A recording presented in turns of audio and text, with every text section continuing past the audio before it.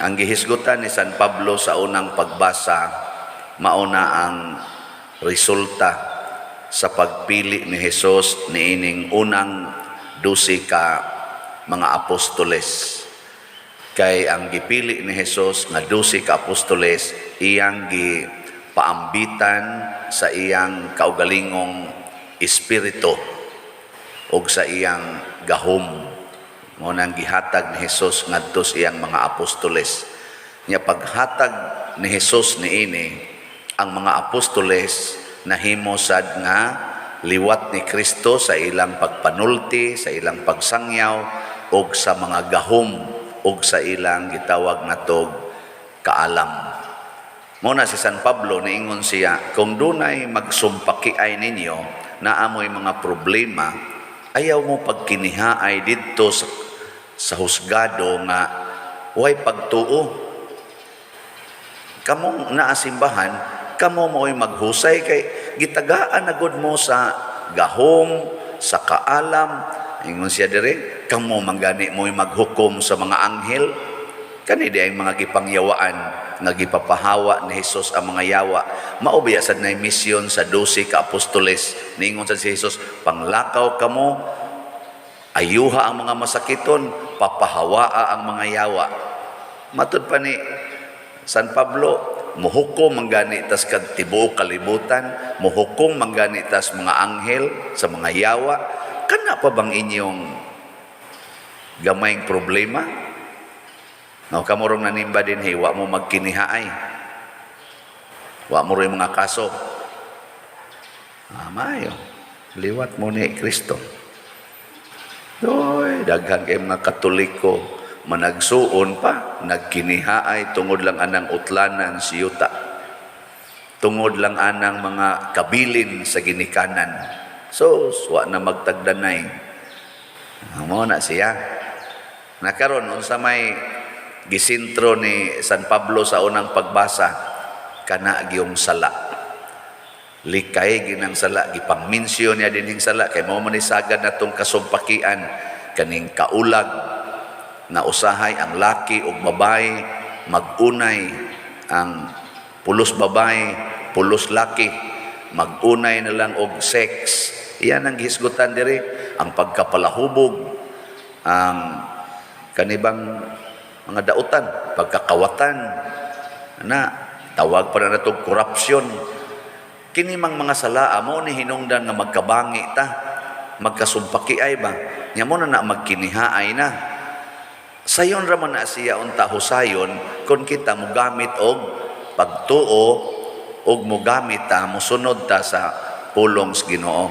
Gibutangan man rin San Pablo nga, kining tanan nga nagbuhat niini, dili gyud kasulod sa gingharian sa langit. Sige, pangutan-an na imong tupad na kaysa. Pangutan-an ba na ba kay sala? Yang naaga ni pasabot ana di ka kasulod sa langit. Yang sao mo na paghusay, balik ta diri sa simbahan. Sa may gitudlo simbahan o humana ka nakapangumpisal, pangumpisal aron mawa ang sala. 10 minos kausas usa ka tuig mangumpisal gyud. Adto naman sad mo kumpisal hinuon inigdayong kamatay, kana nang gatinga-tinga padir pakumpisal lang. Oh, kana na noong hapit na tiwasono na kadto unta tong wapa na pangumpisal limpyuhi nya kanang inyong anak, paggawas anak, pagpanganak, tanan nga naumol sa tiyan sa inahan, nataptan og original sin. Mao na doon na rin usa ka taong naumol sa tiyan nga way original sin. Aw duha di ay si Maria og si Jesus. Sila rang duha nga nisud sa kalibutan nga way original sin. Kitang tanan pulos na ay original sin. Nya unsa may buhaton? Paphaa sad nang salaa bisag wa pa nay buot ang bata. Unsa may gamiton? Ang atong sakramento usab sa bunyag. Mao na siya. Oy, dugay-dugayon, manuog pabunyag ang anak. Hangto na lang niabot na lang 2 anyos. Igabot na diri inig pabunyag, din amakugos, mudagandagan pa, magkabuang ugukod ang pari para kurusan ang agtang. Mangwakli pas pari. Mana ba? Naku nga nung dako naman sa inyong kana. Sa among pader nga wa pa manggod mi katigom dayon.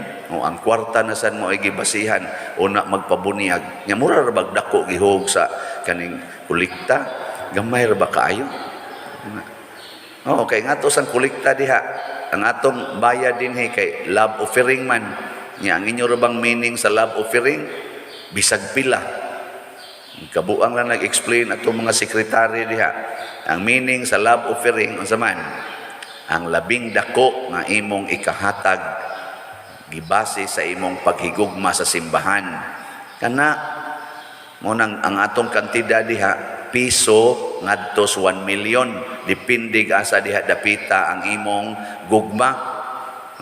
Tagaan lang sa tag 50 mulingi ng sekretary pader 50 ray gihatag unsa man na bunyag special pag yun nga oras kaayo ang imosmos na mga bata. Nya tagurha ka buk inasal didto tag napu ka kiss nga beer painom sa mga barkada ana sa mga higala kaong yun hikay yun bilin diri 50 mao na ingon San Pablo dako nang sala kay wa man ta mo sentro sa gitudlo sa simbahan naginganlan ra ba tari gipost ra ba ta sa Facebook naman tay retreat kay magsige magpangutana pila man ginang bayad pader sa pila man ginang love offering nako sige tagaan ta mo grains kay piso man ngadto 1 million akong gibutangan-butangan diha grains nasa atong opisina ba nagipicturan man sad parisyoner ba ka to nato gipost sa Facebook isa mauna ni mag-alagad na tas kwarta di nas Ginoo gihimo ng negosyo ang atong simbahan wa siya magtan-aw nga ang iyang gipicturan naa dihay range o wa man sa tamaingon nga pangitaan kag income tax inig ari nimo basta ang imong consider sa imong kaugalingon maoning niya pananglitan example sa to day pinakauna very poor na kung very poor ka nya magpabunyag ka sa imong anak ang ato diyang gibutang 1 piso hangtod sa 49 pesos kung very poor ka nya kung moderately poor lang ka 50 ngadtos pila to 99 ana ang ilang gikuyawan dito kay ang kana mang moderately rich kay ato mang gibutangan og 500,000 ngadtos 999,000 rich man ka mo na ang tanang magpabunyag diha magpakasal pulos gyud very poor 50 ray adi day moderately poor unya adi na lang ta misgot ana kay tungod lagi na kay kalibutanon ba ang ato ba dili bitaw sentro ang simbahan mo na ang mga apostoles gipakamatyan nila ang maong sugo ni Kristo gawas lang ni Judas abisag si Judas nituman man to natinta lang gid siya nagbudhi siyang Hesus pero gipakamatyan nila ang ilang pagsunod sa Ginoo wa sila magsunod sa kwarta wa gyud mo na dinis ato gitudloan ta mo di ta mo basis kwarta gugma mugawas ang kwarta tungod sa gugma ug mao ning ato mga slat-slat depende na nimo nahigugma ka wa ka mahigugma ayaw palit og slat og nahigugma ka sa simbahan palit og slat inka gamay man kog kwarta di na question kay kus una manguyab bang yung kus una nya labi na tong pag high school college wa man gyud koy kwarta ato mangarga pagud ko pero ang naghigugma ay di man na maghisgot og kwarta magsige ra man nagladok slaway lipay naman na magkakinuptanay kamot wala humana kabahiran day nagkwarta di ay kadaghang dato dihang magtiayon nga ang ilang balay dako pa ning simbahan das ilang mga garage diya ang ilang ganing CR dako pas akong kwarto pero wa na gyud magkahinikapay ang banag asawa kay gitunga ang balay ang asawa tuwa dito nagpuyo ang bana sa diya sa spikas lain-lain silang pultahan nahigugma pa na oy wa na nailami ang kinabuhi mo na mangita na lang silang palami makigdit og lain ang bana ang asawa makigdit og lain naigo na sa sala nga gihisgotang San Pablo nga di nakasud og langit mao na unsa may buhaton mosunod gyud ta magpahusay ta kanasang gubot kay imong kasing-kasing, imong hunahuna, hapit din nakakatog. Mahusay ra gid na, malinaw ra gid na basta magsunod na ka sa sugo sa simbahan. Apatanitan, di man kakatog kay nga naman gitikasan ka, gikawatan ka sa imong igsuon, sa inyong kabilin. Di kakatog ana. Unsay giingong San Pablo sa unang pagbasa, dili ba mas maayo man nga kita maoy tikasan kaysa kita maoy manikas? Mas maayo man nga kita maoy ilugan kaysa kita maoy mangilog. O mo na gibuhat ni Bishop Chopilo Kamumot. Nang kawatan siya, ilugan siya, ilaron siya. Maingon ra siya. Mas maayo pa nang kita'y ilaron kaysa kita'y mangilad. Sa managtiayon, masuko ang asawa kung mangabit ang bana or masuko ang bana kung mangabit ang asawa. Nganong nasuko man ka, nga wa man ka makasa. Kanindot ni mong kinabuhi, bulingan gid nimo ana magpatapot yung ka ng ilang buling. Ang sa may buhaton, higugmaon. Mas maayo nang kita maoy budhian kaysa kita maoy mamudhi. Mas maayo nang siya maoy Judas, ako liwat ni Kristo. O kanindot ana. Palingi ay mong tupad. Ning na, musunod ka na. Musunod ka na ingong pader. Ay, na. Away to the max. So, salamat sa atong pagkuan dinhi, pagpadayon, pagpalambo sa atong katilingban. Nalipay gid ang Ginoo niini. Gahapon, nag-celebrate sa atong 9th foundation anniversary.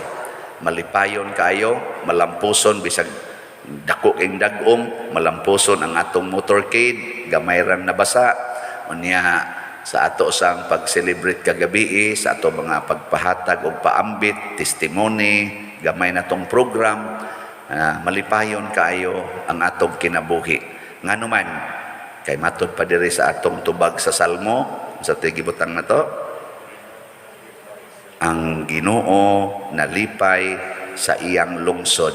Nya once malipay ang Ginoo kay nagsunod taniya, lipayon sa taniya, ngunang naagyod ang kalipay. Sige, manindog na ta katong malipayon.